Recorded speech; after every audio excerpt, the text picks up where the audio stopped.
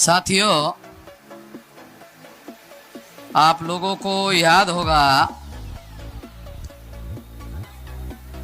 अभी नवंबर माह चल रहा है।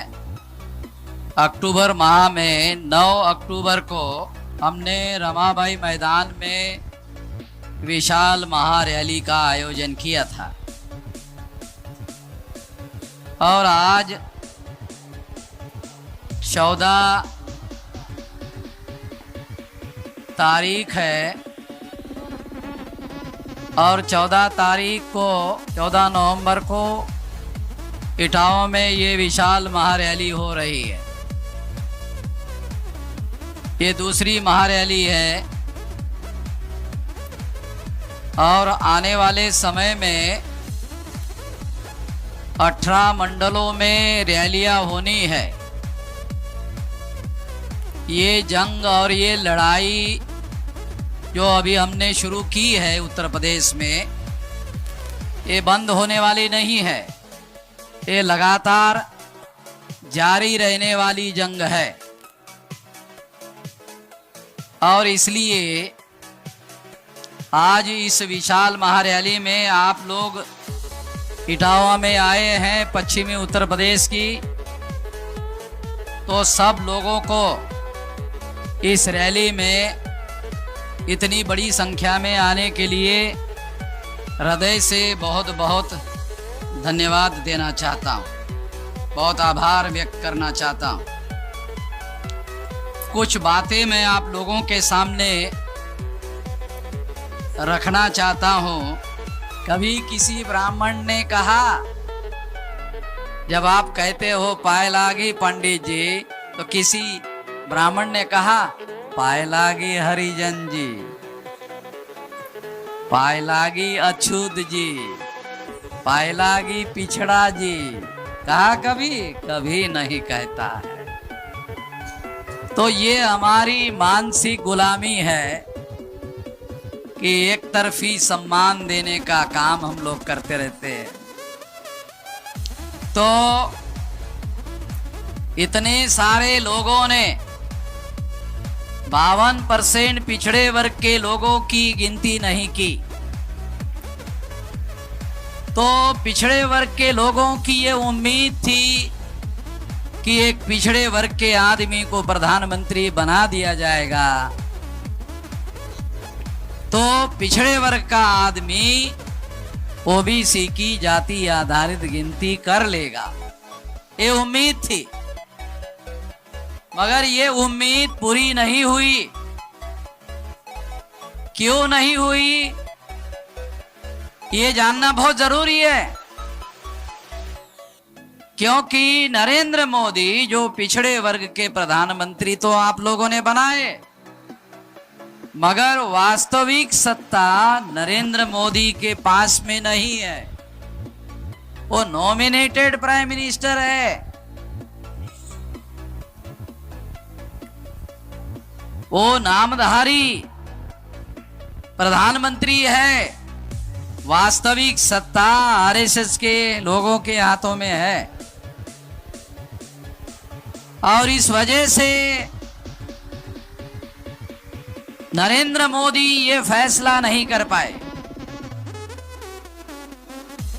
तो नरेंद्र मोदी को निर्दोष छोड़ने के लिए नहीं कह रहा हूं, नहीं तो आप थोड़े अरे नरेंद्र मोदी को वामन मेश्राम निर्दोष छोड़ रहे हैं। निर्दोष छोड़ने के लिए नहीं कह रहा हूं।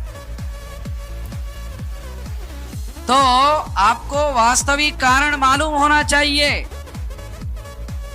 कि सत्ता उनके हाथ में है, आरएसएस के हाथ में है। मोहन भागवत ने बयान दिया, अखबारों में छपकर आया। क्या कहा मोहन भागवत ने? कि हम डे टू डे काम में, सरकार के काम में, डे टू डे काम में हस्तक्षेप नहीं करते हैं। ये बयान आया है मोहन भागवत जी का। इसका मतलब ये है, ये बयान इसलिए देना पड़ा क्योंकि हमारी वजह से सारे देश भर में लोगों को मालूम हो रहा है कि असली सत्ता नरेंद्र मोदी के हाथ में नहीं है, असली सत्ता आरएसएस के हाथ में है। और इसलिए उनको ये स्पष्टीकरण देना पड़ा हमारी वजह से। इसलिए ये बात मैं आप लोगों को बता रहा हूं कि वास्तविक सत्ता एक दिखाने वाले बैकवर्ड के हाथ में है। तो वास्तविक बैकवर्डों के हाथों में सत्ता आना जरूरी है, ये समझाने के लिए बता रहा हूं। बैकवर्ड में सत्ता रहे, बैकवर्ड देश का प्रधानमंत्री रहे, प्रदेश का मुख्यमंत्री रहे और देश में फसाद हो, रोका नहीं जाए। प्रदेश में बैकवर्ड मुख्यमंत्री हो और फसाद हो और रोका ना जाए। मुझे लगता है मेरा इशारा आप लोग समझ रहे हो। तो हमारे लोग जो बैकवर्ड सत्ता में जाते हैं वो हमेशा ब्राह्मणों से डरे डरे डरे डरे डरे डरे रहते हैं। ये डर मैं निकालना चाहता हूं, इसीलिए मंच पर बोलता रहता हूं। अरे मत डरो भाई, मैं नहीं डर रहा हूं, तुम क्यों डर रहे हो? मेरे पास सत्ता नहीं है, मैं भी नहीं, फिर भी नहीं डर रहा हूं। मैं सड़कों पर घूम रहा हूं और लकड़ी लेकर भी नहीं घूम रहा हूं। हथियार तो छोड़ो, तो मुझे नहीं डर लग रहा है, तुम क्यों डर रहे हो?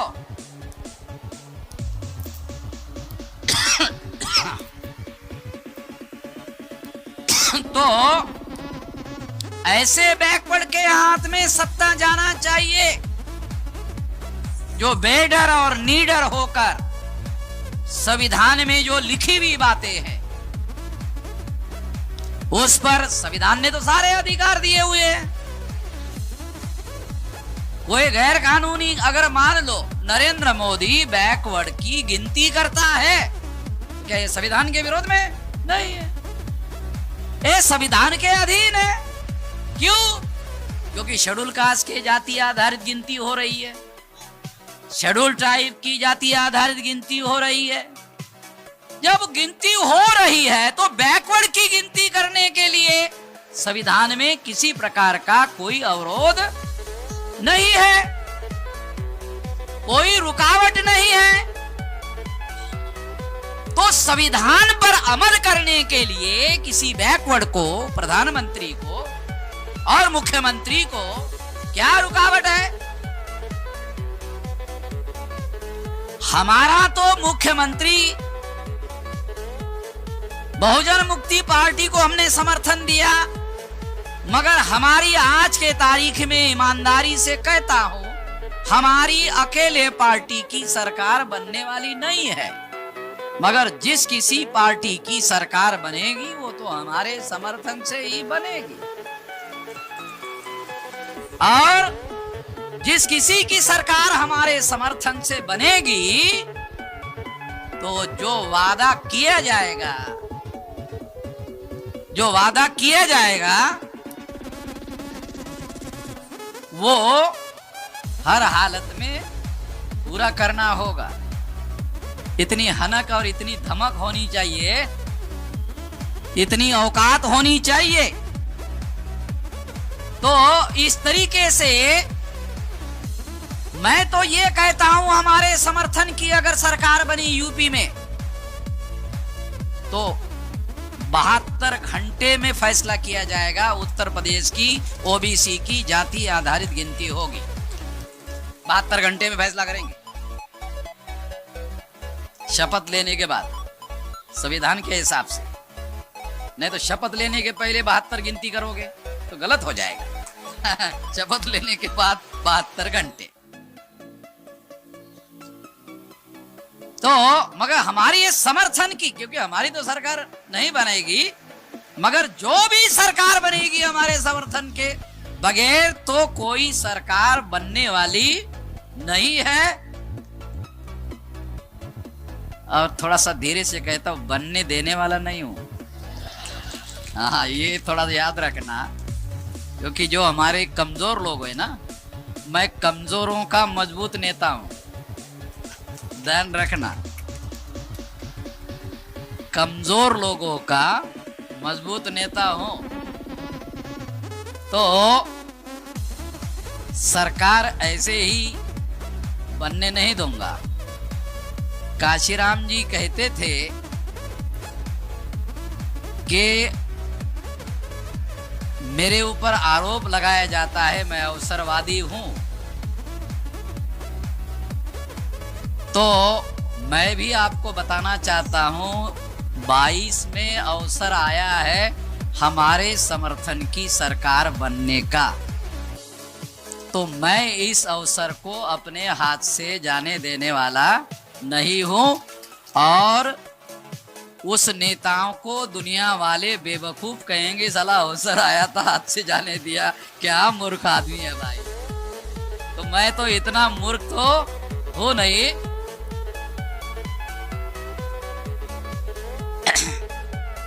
काशीराम जी तो इससे भी आगे कहते हैं, अगर अवसर नहीं आया रहा है तो मैं ऐसे हालात पैदा करता हूं कि अवसर आता है। तो पत्रकारों ने मुझे कहा कि काशीराम बहुत बड़ा अवसरवादी है, तो काशीराम जी ने कहा कि मजलूमों के हकों के लिए हाँ मैं अवसरवादी हूं।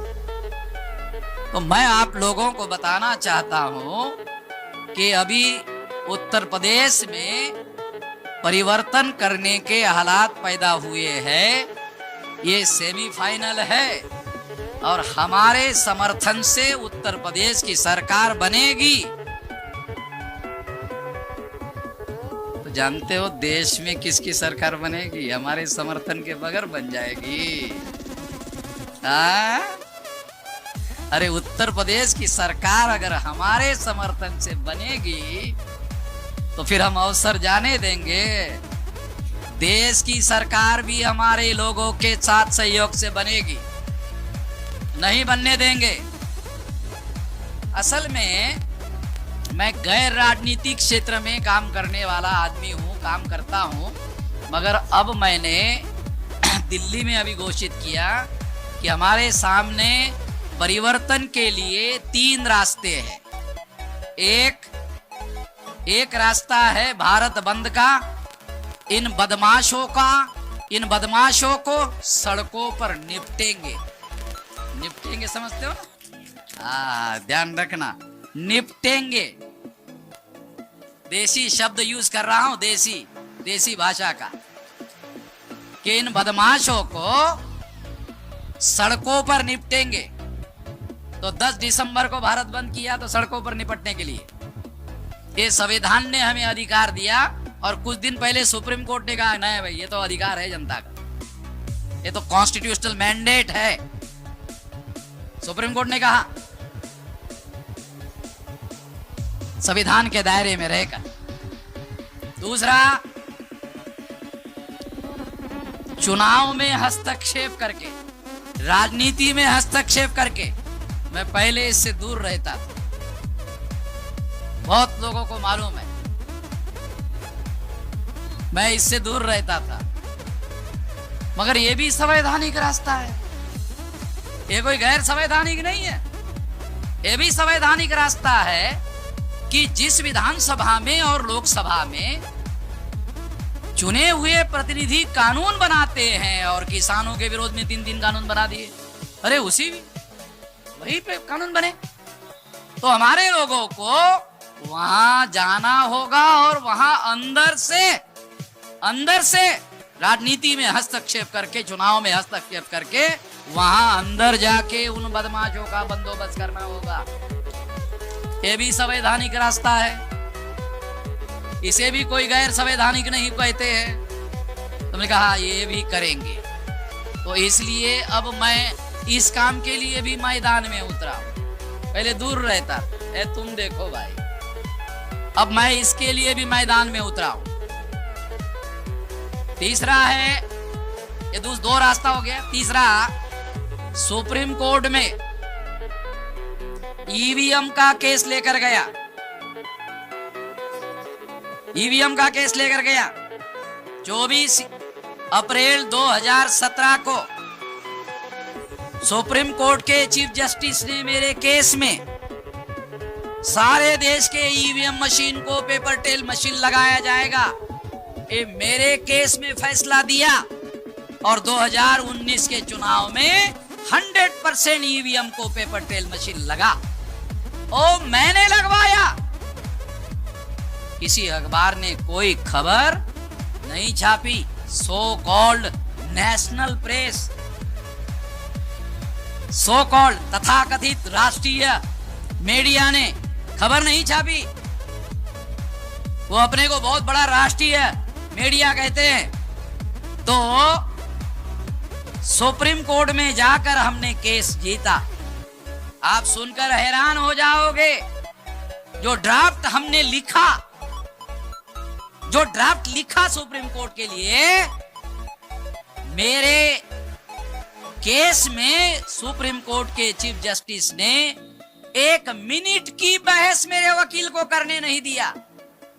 1 मिनट की बहस नहीं करने दिया और मेरे फेवर में निर्णय दे दिया। 1 मिनट की बहस के बगैर शायद ये सुप्रीम कोर्ट के इतिहास में शायद ही पहला केस हो कि उसका वकील 1 मिनट का बहस नहीं कर रहा है और उसके फेवर में केवल ड्राफ्ट के आधार पर जजमेंट लिखा जा रहा हो। आप अंदाजा लगा सकते हो कितना बेहतरीन डॉक्यूमेंट लिखा गया होगा। सुप्रीम कोर्ट के वकील ने पूछा किसने लिखा, क्या हमने लिखा। कितनी वकालत किया, क्या कि वकील नहीं हूं, कैसे लिख सकते हो। मैंने कहा अगर हमने नहीं लिखा, अगर किसी वकील ने लिखा तो तुम्हारे पास वकालत के लिए क्यों आता, उसी वकील को नहीं देता। हाँ, बात तो सही कह रहे हैं। जब जीत लिया तो कहा 2 लाख रुपया महीना देता हो, नौकरी करोगे। अरे तो नौकरी छोड़ के सेवा के लिए आया हो भाई, नौकरी थी, नौकरी छोड़ करके ये काम करने के लिए आया हूं और तू 2 लाख रुपए जूनियर वकील का रखने के लिए बगैर वकालत के डिग्री का कह रहा है। तो इसलिए कह रहा हूं कि एक संवैधानिक रास्ता है सुप्रीम कोर्ट में बड़े बड़े मुद्दे लेकर जाने का, हस्तक्षेप करने का। वो भी एक तरीका है। जैसे सुप्रीम कोर्ट ने लखीमपुर खीरी में योगी के वकील को कहा, सुप्रीम कोर्ट में जानते हो योगी ने कौन वकील लगाया? भारत का पहले नंबर का वकील साड़वे, ये हमारे महाराष्ट्र का है, साड़वे नगर जिले का उसका बाप था साड़वे। और बहुत लोगों को, महाराष्ट्र के लोगों को मालूम या नहीं है, वो साड़वे जो है वो हमारे शेड्यूल कास्ट में होते हैं। तो वो कन्वर्ट होकर क्रिश्चियन हो गए। वो भारत का पहले नंबर का वकील है। 1 घंटे का 25 लाख रुपए लेता है। घंटे का सुप्रीम कोर्ट में खड़ा होने का 25 लाख रुपए लेता है। तो वो वकील लगाया तो भी सुप्रीम कोर्ट ने कहा, क्या कहा कि तुम्हारा योगी, तुम्हारा पुलिस ठीक से काम नहीं कर रहा है। कितने लोगों को पता है योगी कौन से क्लास में जाके पढ़ा, कौन से स्कूल में पढ़ा है? नेताजी हमारे हंस रहे हैं। योगी किसी भी क्लास में जाके कभी भी नहीं पढ़ाई किया है? तो ऐसे ही तो आरएसएस को लोग चाहिए ना। और जब डिग्री मांगा किसी ने कि नरेंद्र मोदी की डिग्री क्या है, तो मांगने वाले पर ही पाबंदी लगा दिया।